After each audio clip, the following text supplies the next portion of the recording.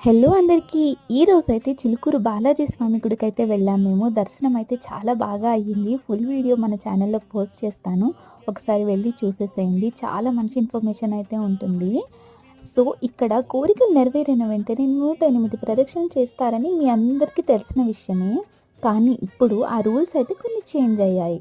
ఒకటైతే ఇప్పుడు చెప్తున్నాను. ఏంటి అంటే ఈ జనవరి 1కి మాత్రం 108 ప్రదక్షిణలు చేయడానికి వీలుండదు. మిగిలిన రోజులైతే చేసుకోవచ్చు. ఇది స్వయంగా స్వామి గుడిపంతులు గారే చెప్పారనమాట. ఎందుకంటే భక్తులు చాలా మంది వస్తూ ఉంటారు కదా! ఇబ్బంది అయిపోతుంది. క్రౌడ్ కూడా ఎక్కువ ఉండడం వల్ల గుడిలో దర్శనం చేసుకోవడం కుదరదు మిగిలిన వాళ్ళకి కూడా.